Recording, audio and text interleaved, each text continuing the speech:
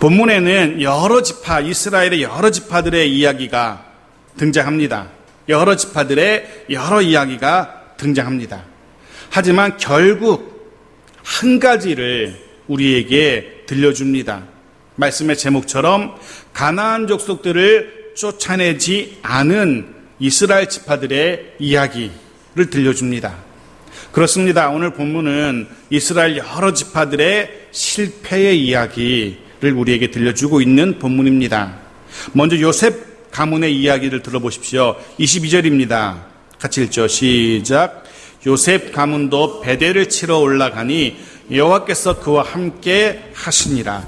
요셉 가문도 베델을 치러 올라갑니다. 여전히 여호와 하나님께서 그들과 함께 하시니라 라고 기록합니다. 여호와께서 함께 하신답니다. 무엇을 짐작할 수 있습니까? 승리를 짐작할 수 있습니다. 요셉 가문도 승리하겠구나 쉽게 짐작할 수 있는 일입니다. 자, 23절 보십시오. 요셉 가문이 치러 올라간 베델에 대한 설명입니다. 23절 같이 읽죠. 요셉 가문이 베델을 정탐하게 하였는데 그 성읍의 본 이름은 루스라. 자, 이 이름을 기억해 두십시오. 루스라는 이름을 기억해 두십시오. 성경이 베델의 본 이름, 원래 이름을 굳이 들려주는 데에는 그만한 이유가 있기 때문입니다. 베델이라는 이름은 야곱이 부른 이름입니다. 그 의미는 하나님의 집이라는 뜻을 가지고 있습니다. 그리고 루스는 가나안 족속이 부른 이름으로 편도나무라는 그 땅에 편도나무가 많았나 봐요. 그런 편도나무를 뜻하는 단어입니다. 그러니까 한 지명을 한 곳을 두고 이스라엘 백성들은 베델이라 부르고 가나안 족속들은 루스라고 부르는 바로 그곳을 요셉 가문이 공격하러 가는 겁니다. 그런데 이 본문 속에서 23절에서 요셉 가문의 실수 한 가지를 우리는 발견하게 됩니다.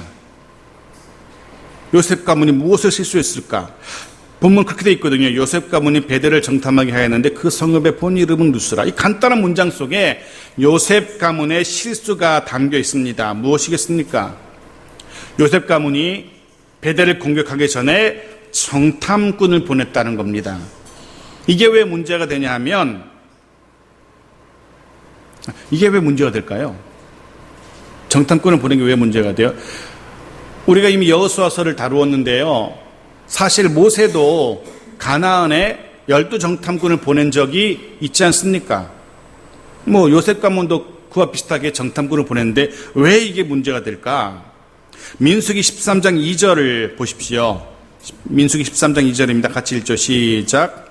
사람을 보내어 내가 이스라엘 자손에게 주는 가나안 땅을 정탐하게 하되 그들의 조상의 가문 각 지파 중에서 지휘관 된 자 한 사람씩 보내라. 하나님께서 모세에게 정탐꾼을 보내라 하시는 장면입니다. 물론 우리가 이미 이 본문을 살펴본 것처럼 이스라엘이 먼저 하나님은 가나안을 잘 아시겠지만 우리는 가나안 잘 모르니까 정탐꾼을 보낼 수 있게 해주십시오 라고 요청했던 것 같아요. 하나님이 그럼 한번 정탐꾼을 보내봐 해서 모세에게 명해서 정탐꾼을 보내게 되는 겁니다. 이스라엘 지파 입장에서는 그럴 필요성이 충분히 있었죠. 그런데 요셉 가문은 이런 과정을 거치지 않은 겁니다. 즉 이스라엘은 자신들이 가나안을 정탐하고 싶었어요. 궁금하니까. 그래서 하나님께 요청하는 겁니다. 하나님, 가나안 좀 미리 알고 싶은데요. 정탐해도 되겠습니까? 그리고 하나님은 거기서 좋아, 정탐해, 예스 했던 겁니다. 그런데 요셉 가문은 그런 과정을 전혀 거치지 않았어요. 그저 자신들이 생각할 때 하나님이 함께 하심에도 불구하고 자신들이 생각할 때 왠지 찝찝한 거예요. 꼭 정탐해야 될 것 같아. 하나님이 함께 하신다라고 걱정하지 말라고 말씀하시지만 하나님은 함께 하시는 건 함께 하시는 거고, 그래서 베델에 대해서 좀 알아야 될 것 같다는 그런 생각이 든 겁니다. 자신들의 필요에 따라서 하나님의 생각과 무관하게, 하나님의 판단과 무관하게 자신들의 필요와 자신들의 생각과 자신들의 판단으로 정탐꾼을 보내고 있는 겁니다. 이미 하나님은 요셉 가문과 함께 하시니라는 말씀을 들려주었어요. 그렇다면 굳이 베델의 정탐꾼을 보낼 필요가 없는 겁니다.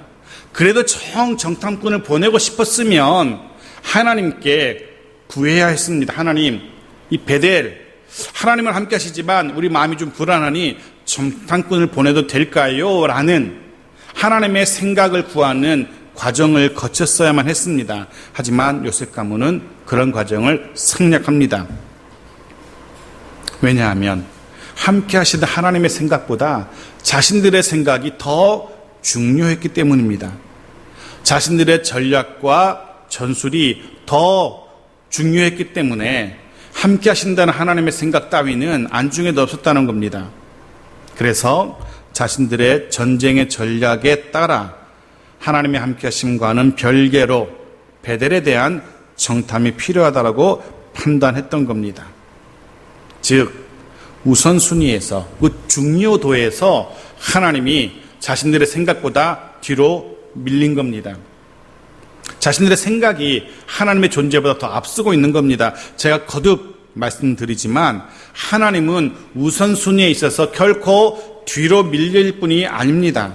최우선이고 항상 1순위입니다. 아니 우선순위를 따질 수 없을 정도로 최우선이 되어야 되는 분이 하나님입니다. 무조건입니다. 그 무엇도 그 누구도 그 하나님이라는 존재를 하나님의 판단과 하나님의 생각과 하나님의 선택을 뒤로 미루어서는 안 되는 겁니다. 요셉 가문은 이 하나님의 판단과 하나님의 생각을 뒤로 미룹니다. 그 자리에 자신들의 생각, 자신들의 판단, 자신들의 선택을 자리하고 있는 겁니다. 자, 24절 보십시오. 같이 읽죠. 시작. 정탐꾼들이 그 성읍에서 한 사람이 나오는 것을 보고 그들에게 이르되 청하노니 이 성읍의 입구를 우리에게 보이라. 그리하면 우리가 내게 선대하리라 하매. 보십시오. 정탐꾼을 보내는 그 작은 잘못된 발걸음이 결국 방향을 살짝 틀어 놓았습니다. 그리고 한 걸음 더 나가면 그 방향이 또 틀어지는 것을 봅니다.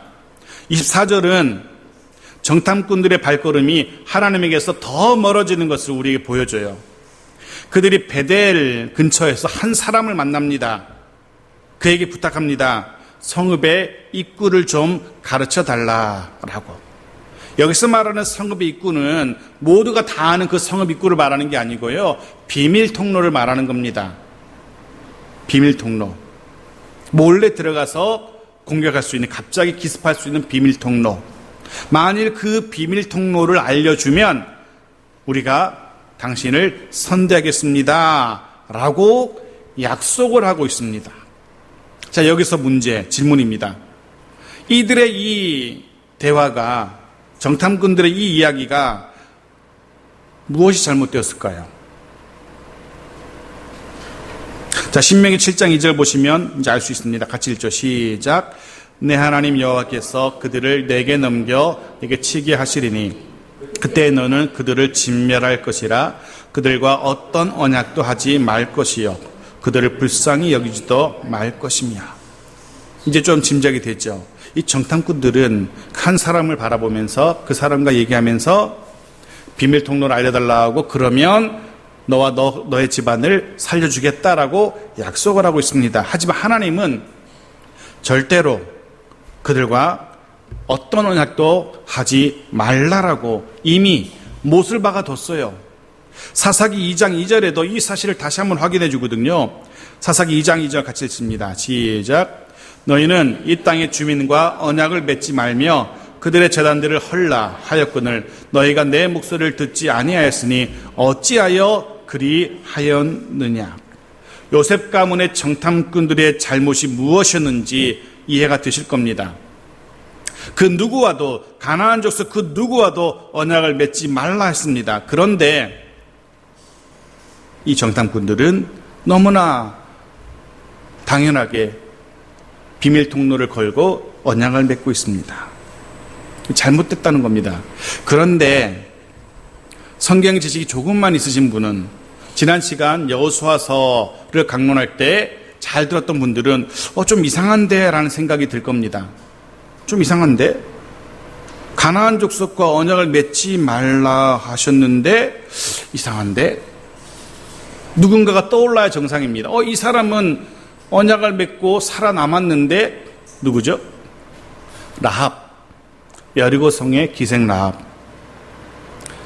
이스라엘 백성이 이 라합과 언약을 맺고 약속을 맺고 그와 그의 가족을 살려준 바가 있지 않습니까? 지금 요셉 가문의 정탐꾼이 이 사람과 약속을 맺고 살려주기로 하는 게 뭐가 잘못입니까? 사실 이 둘은 완전히 다른 경우입니다. 정탐꾼이 요셉 가문이 베델의 한 사람과 약속을 맺은 것과 이스라엘이 라합과 약속을 맺은 것은 완전히 다른 경우입니다. 왜냐하면 라합은 먼저 그 자신이 여호와 하나님을 향한 신앙을 고백했었거든요. 비록 이방 족속이지만 가나안 여인이지만 하나님을 향한 여호와 하나님을 향한 자신의 신앙을 고백한 여인입니다. 그리고 라합은 먼저 자신이 정탐꾼을 선대하고요. 그리고 후에는 그 여인과 그의 가족은 이스라엘 공동체 속으로 편입돼요. 이방인 여인이지만 이스라엘 민족 속에 들어와서 이스라엘 공동체의 일원이 되는 겁니다. 왜냐하면 그가 여호와 신앙을 받아들였기 때문에. 하지만 요셉 가문의 정탐꾼들이 만난 이 베델의 이 한 사람은 여호와 하나님을 향한 신앙을 가지고 있는 사람이 아니었습니다. 그들은 먼저 정탐꾼을 선대한 것도 아니었습니다. 당연히 이후에 이스라엘 공동체 속으로 들어오지도 않았습니다. 완전히 다른 경우입니다. 그럼에도 불구하고 이 요셉의 정탐꾼들은 이 사람과 하나님이 맺지 말라고 한 약속을 맺은 겁니다. 분명 하나님께서 금하신 겁니다.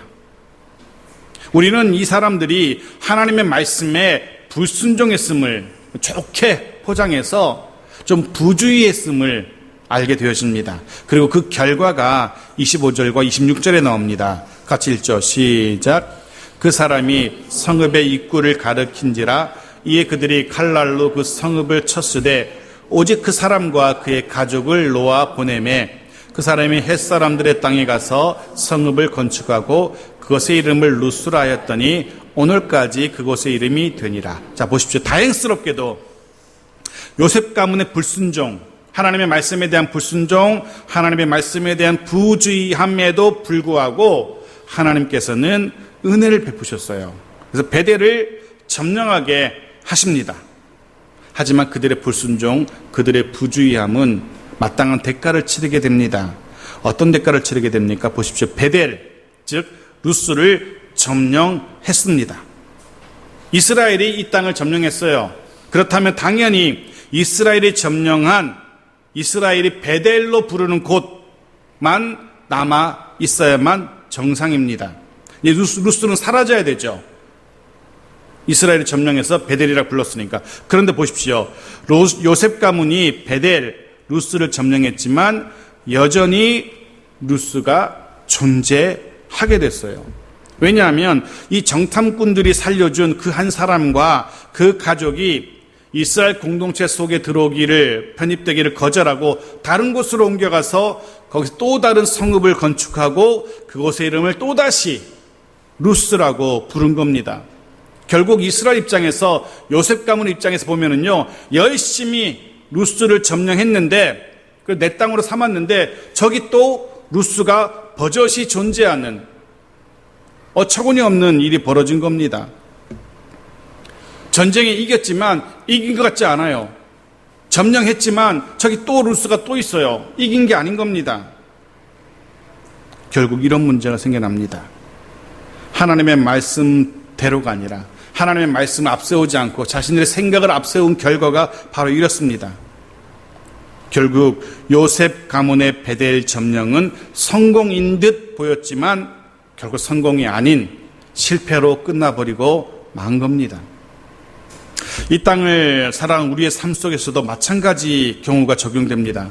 하나님이 없이, 하나님과 무관하게, 하나님의 생각과 무관한 성공, 그것은 성공인 듯 보일지 모르겠지만 실제로는 실패라는 사실을 우리가 꼭 기억해야 됩니다. 짧은 우리의 눈으로 성공했어 라고 생각할지 모르겠지만 결국 그것은 성공이 아닌 실패라는 것을 이 요셉 가문의 이야기가 우리에게 들려줍니다. 하나님을 우선하지 않을 때, 하나님의 생각을 우선하지 않을 때 이런 일이 벌어집니다. 요셉 가문만이 아닙니다. 27절부터는 더 구체적인 이스라엘 지파들의 실패 얘기를 들려줍니다. 27절 보십시오. 같이 읽죠. 시작. 므낫세가 베스안과 그에 딸린 마을들의 주민과 다낙과 그에 딸린 마을들의 주민과 돌과 그에 딸린 마을들의 주민과 이블루람과 그에 딸린 마을들의 주민과 무깃도와 그에 딸린 마을들의 주민들을 쫓아내지 못하매 가나안 족속이 결심하고 그 땅에 거주하였더니. 므낫세 지파의 실패의 이야기입니다. 므낫세 지파도 자신들이 기업으로 받은 그곳에 여전히 살고 있는 이 원주민들, 가나안 주민들을 쫓아내야 했는데 쫓아내지 못했답니다. 엄밀히 말하자면 쫓아내지 못한 게 아니라 쫓아내지 않은 겁니다. 이거 굉장히 중요하죠. 차이가 엄청나죠. 못한 것과 아는 것은. 28절은 이 사실을 분명히 들려줘요. 28절 같이 읽죠. 시작. 이스라엘이 강성한 후에야 가나안 족속에게 노역을 시켰고 다 쫓아내지 아니하였더라. 여전히 쫓아내지 아니하였더라. 쫓아내지 않은 겁니다. 이런 겁니다. 가나안 족속들이 볼 때 므낫세 지파가 막 몰려와서 자기 땅에 막 들어와요. 불안합니다. 이 사람들은, 가나안 족속들은. 언제 므낫세 지파가 자신들에게 들이닥쳐서 자신들을 쫓아낼지 몰라서 잔뜩 긴장하고 있었던 겁니다. 이제 여기서 쫓겨나면 또 어디로 가야 되나? 저리 가면 요셉 가문, 저리 가면 에브라임 지파, 어디로 쫓겨나야 되지? 마음 졸이고 있는 그런 상황인데 웬걸 자기 지역에 들어온 므낫세 지파가 자기들을 쫓아내지 않는 겁니다. 나가라고 하지 않아요. 이 사람들이 이렇게 생각합니다. 아하, 이놈들이 우리를 쫓아낼 힘이 없나 보다. 그렇다면 여기에 그냥 눌러 살아야겠다. 이런 겁니다. 결심하고 거기에 눌러붙어 있는 겁니다. 근데 사실 므낫세는 이들을 쫓아낼 힘이 없었던 게 아니었습니다. 28절을 보면 쫓아내지 않았다라고 분명히 표현하거든요. 왜 쫓아내지 않았을까? 쫓아낼 힘이 있었는데 조금만 힘을 쓰면, 조금만 애쓰면, 조금만 수고하면 얼마든지 쫓아낼 수 있었는데 왜 쫓아내지 않았을까? 그 조금의 수고와 조금의 애씀이 싫었던 겁니다. 굳이 힘들여서 쫓아내고 싶지 않았던 겁니다. 그들과 함께 옆에 두고, 그들을 옆에 두고 살아간다고 해서 별로 불편할 것 같지 않았던 겁니다. 오히려 그냥 좀 힘이 생기면 불러다가 일이나 시키고 심부름이나 좀 시키면 좋지, 굳이 힘들어서 쫓아낼 필요성을 못 느꼈던 겁니다. 하나님은 반드시 쫓아내라 라고 말씀하셨는데 이스라엘 지파들은 쫓아내고 싶지 않았던 겁니다. 하나님의 말씀보다 자기들의 불편함을 더 우선하고 있는 겁니다. 괜히 건드렸다가 다치기라도 하면 안 되니까 자기들의 안전이 더 중요한 겁니다. 자신들의 편안함이 더 우선이었고 더 소중했던 겁니다. 하나님의 말씀보다. 나머지 지파도 똑같습니다. 에브라임 지파도 마찬가지고요. 스불론 지파도, 아셀 지파도, 납달리 지파도 다 마찬가지입니다. 그 어떤 지파도 가나안 족속을 쫓아내지 않습니다. 그런데 이들 지파의 상황을 묘사하는 본문의 기록이 참 재미있어집니다. 뭐냐면 29절 보십시오. 29절 같이 읽죠. 시작. 에브라임이 게셀에 거주하는 가나안 족속을 쫓아내지 못하매 가나안 족속이 게셀에서 그들 중에 거주하였더라. 앞선 본문은요, 단지 이스라엘 지파가 가나안 족속을 쫓아내지 않았다라고 이렇게만 표현해요. 이스라엘 지파가 있으면 그 옆에 쭈그려가지고 가나안 지파가 눈치 보면서 이렇게 살고 있는 거예요. 그런데 이제는 에브라임 지파의 이야기로 돌아가면은 가나안 족속이 이스라엘 지파 중에 거주했다라고. 이제는 대놓고 왕래하며 지내는 겁니다. 가나안 지파가 이 에브라임 지파 속으로 들어오기도 하고, 에브라임 지파가 가나안 지역 지파 속으로 들어가기도 하고, 이 중에 거했다는 말이 굉장히 중요해요. 단지 옆에서 쫓겨나지 않고 버티는 정도가 아니라, 옆에 이렇게 빌붙어서 그냥 버티는 정도가 아니라 아예 대놓고 어울려서 살아가기 시작했다는 겁니다. 자, 이스라엘 지파가 가나안 지파와 함께 어울려서 살아가기 시작합니다. 무엇을 짐작할 수 있습니까? 둘 중에 하나입니다. 하나는 가나안 족속이 이스라엘 공동체의 신앙과 삶의 모습을 닮아가든지, 거꾸로 이스라엘 지파가 가나안 족속의 신앙과 삶의 모습을 닮아가든지, 그 둘 중에 하나일 겁니다. 함께 어울려 살다 보면 서로가 맞춰줄 수밖에 없거든요. 둘 중에 한 사람은 자기 것을 포기해야 돼요. 그래야 어울려 살아갈 수 있으니까. 가족도 그렇잖아요. 부부관계가 그렇잖아요. 결국은 둘 중에 한 사람이 자기가 조금 내려놓고 맞춰주며 살아가잖아요. 이스라엘과 가나안이 그렇게 어울려 살아가다 보니까 누군가 한 사람은, 한 지파는 다른 지파를 닮아가야 돼요. 어떻게 됩니까? 이스라엘 지파가 가나안의 신앙과 가나안의 문화와 가나안의 삶의 방식을 닮아가기 시작한 겁니다. 자신들의 신앙, 여호와 신앙을 버려버린 겁니다. 조심하셔야 됩니다. 흔히들 그렇게 생각하곤 하거든요. 난 괜찮아. 난 비록 저 사람들과, 저 믿지 않는 사람들과 어울려 지내도 나는 내 신앙 간직할 수 있어. 저 세상 사람들과 세상의 문화를 즐겨도 나는 여전히 독야청청 내 신앙을 유지할 수 있어. 착각하지 마십시오. 그게 그렇게 쉽지가 않습니다. 나도 모르는 사이에 세상과 닮아있는 모습을 발견하게 될 겁니다. 어느 순간에 그들처럼 생각하고 그들처럼 행동하는 내 모습을 발견하게 됩니다. 동시에 어느 틈엔가 하나님에게서는 이만큼 멀어진 자신의 모습을 발견하게 될 겁니다. 세상과 어울리다 보면 그럴 수밖에 없어요. 둘 중에 하나예요. 그 세상 사람을, 세상의 문화를 가진 사람을 나의 신앙 속으로 끄집어 들이든지 아니면 내가 그들 속으로 들어가든지 둘 중에 하나예요. 근데 대부분 결국은 어떻게 하죠? 세상으로 나갑니다. 세상을 닮아갑니다. 그게 문제입니다. 해서 성경은 고린도후서 4장 4절 이렇게 기록하죠. 같이 읽죠. 시작. 그 중에 이 세상의 신이 믿지 아니하는 자들의 마음을 혼미하게 하여 그리스도의 영광의 복음의 광채가 비치지 못하게 함이니 그리스도는 하나님의 형상이니라. 세상의 신이 혼미하게 한답니다.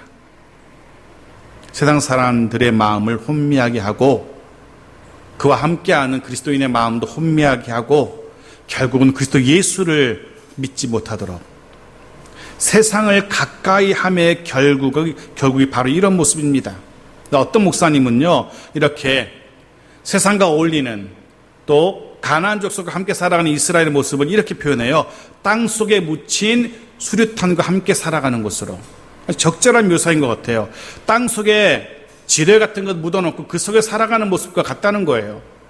가나안과 함께 살아가는 모습이 그와 같이 위험천만한 일입니다.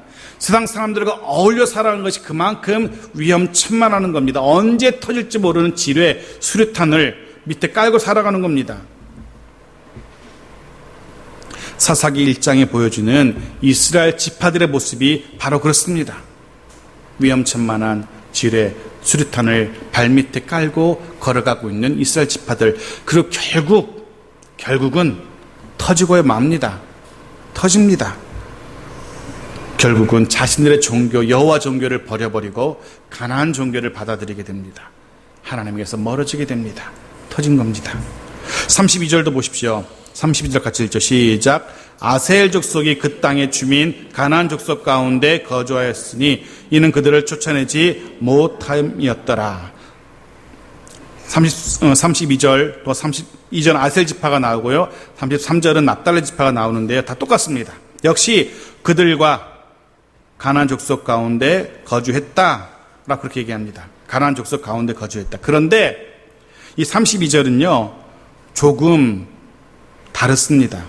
에브라임 지파와 조금 달라요. 조금 전에는 에브라임 지파가 가나안 족속이 에브라임 지파 중에 거했다라고 나오는데요. 이제는 주객이 전도됩니다. 잘 보시면 주어가 달라요. 아셀 족속이 그 땅 주민 가나안 족속 가운데 거주했다라고. 이전에는 에브라임 지파가 이렇게 떡하니 버티고 있고 가나안 족속이 이 속에 들어오기도 하고 나가기도 하고 이렇게 살았는데 이제 거꾸로 가나안 주민이 떡하니 버티고 있고 아셀 지파가 그 옆에 살다가 들어오기도 하고 나가기도 하고 이런 모습인 거예요.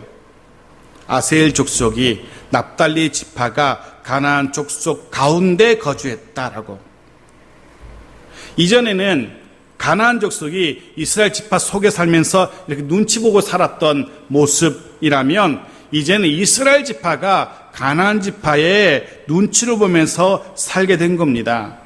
마치 손님으로 내 집에 들어온 사람이 이전에는 손님이니까 주인 눈치 보면서 저기 조그만 방 쪽방에 들어가 살고 거기서 그냥 밥 먹을 때도 조심스럽고 뭐 이랬던 사람이 이제는 아예 안방 차지하고 거실 차지하고 있는 그런 모습인 거예요. 주객이 전도된 겁니다. 근데 거기에 그치지 않습니다.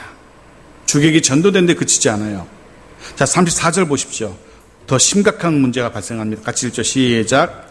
아모리 족속이 단 자손을 산지로 몰아넣고 골짜기에 내려오기를 용납하지 아니하였으며. 이해가 되십니까? 이제는 아예 아모리 족속, 가나안 족속입니다. 아모리 족속이 단 자손을 아예 힘으로 으쌰으쌰해서 밀어내는 겁니다. 어디까지요? 저 산꼭대기까지 밀어놓고 내려오지 마. 딱 자기들이 담을 쌓아버린 겁니다. 기가 차서 말이 나오지가 않습니다. 이 땅 하나님이 단 자손에게 주신 땅이거든요. 그런데 아예 이 아모리 족속은 깊은 산속으로 단 자손을 밀어놓고 못 내려오게 하는 거예요. 이제는 주객이 전도된 정도가 아니에요.